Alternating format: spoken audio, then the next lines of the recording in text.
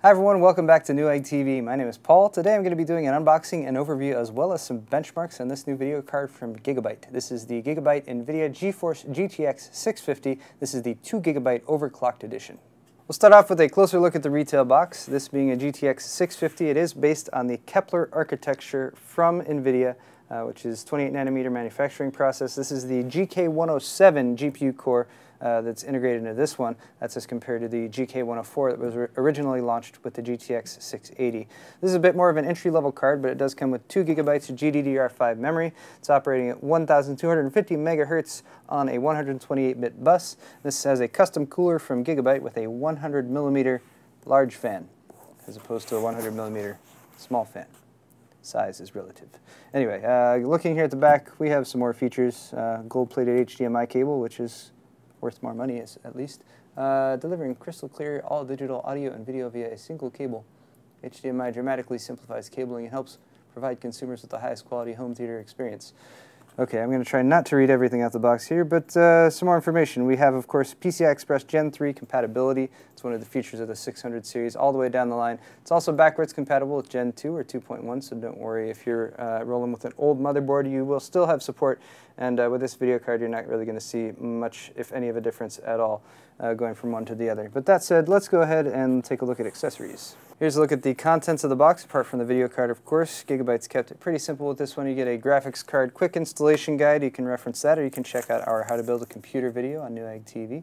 You also get a Gigabyte graphics accelerator software as well as driver CD. Chances are this is outdated already by the time I'm even making this video, so download the latest from the NVIDIA website or the Gigabyte website. You also have a power adapter here because this does require a 6-pin PCI Express power connector. So as long as you have a 400-watt power supply at minimum for your entire computer, you can use a couple of your Molex connectors, convert that to 6-pin PCI Express, plug it in, and get your video card up and running.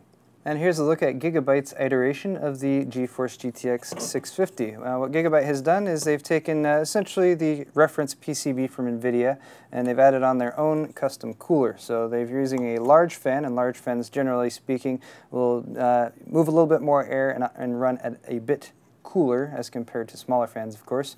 They've given you a really beefy, and I mean, like, this thing has some weight and some heft to it, so some pretty good thermal mass here on the actual fin array. It's got sort of a brushed gray metal finish on it, which looks pretty nice. This is their triangle cool design, so if you can kind of see that blue piece right there, as the fan's directing air down, it's going to essentially push air down that way at that angle as well as down this way at this angle. So it's going to be ejecting some of it towards the back of the case, a little bit more of it towards, or some of it as well towards the front of the case.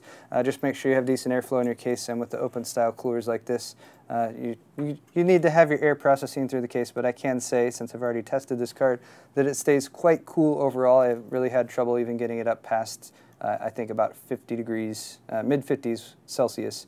Was the hottest it ever got. You got your 6-pin PCI Express power connector there on the back, so make sure you plug that in. If you're looking at this from the side, you might think this is actually a little bit longer than it needs to be, right? Because you got this plastic shroud that's sticking out a little bit.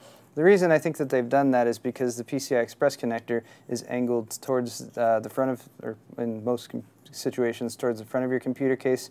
So they've put this out as a bit more protection, just to say, hey, don't put this right up against something because you will not have room to plug in your PCI Express power connector.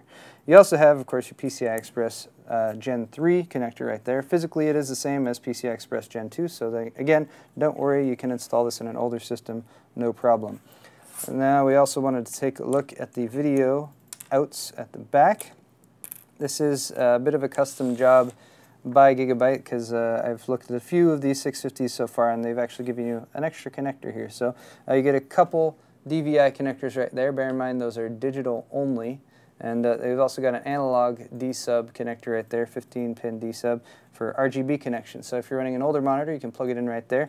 They've also given you a full-size HDMI port right there, as opposed to the mini HDMI that I've seen on some other 650s, so you won't need an adapter. You can run that to a HDMI capable monitor right out of the box, or a home theater system, something like that. These cards would be great for use in a HTPC based on their size and their thermal dynamics characteristics. I'm making up words now. Okay, these are dual-link DVI connectors. They're digital only because they don't have that little plus on the right side. So you're only going to be able to do digital connections out of these, but that's okay. You should probably be running digital monitors by now. It's okay if you're not. but these will do 2560 by 1600 resolution. And that does it for your connectors. Next up, we're going to roll right along into benchmarks. I did want to point out that my benchmark suite is a bit more geared towards higher-end video cards, and actually I am going to be comparing this to some higher-end video cards.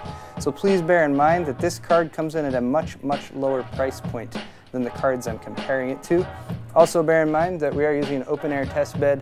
We're running this on a 3570K processor, a Z77 motherboard, 8 gigabytes of DDR3 memory running at 2666, and the rest of the specs are there in the benchmark results. So here they are, folks. Enjoy.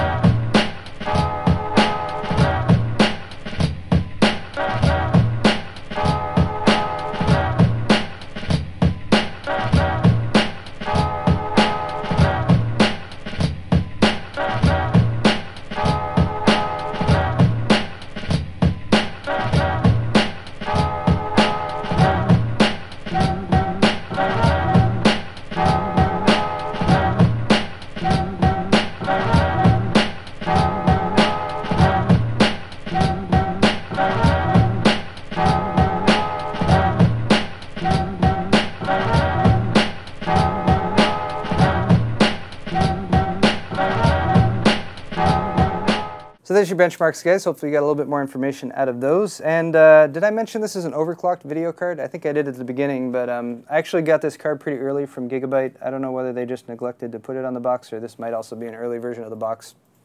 Anyway, that said, stock for the 650 is 1059 megahertz for the GPU.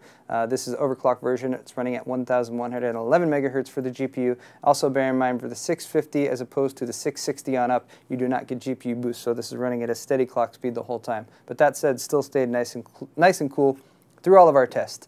That's going to wrap it up for this video. So once again, this has been the Gigabyte GeForce GTX 650. This is the WindForce 1X overclocked edition with 2 gigabytes of memory. I'm Paul with Newegg TV. If you enjoyed today's video, you can head over to our Newegg YouTube channel. And of course, don't forget to subscribe for more tech videos. Thanks a lot for watching, and we'll see you next time.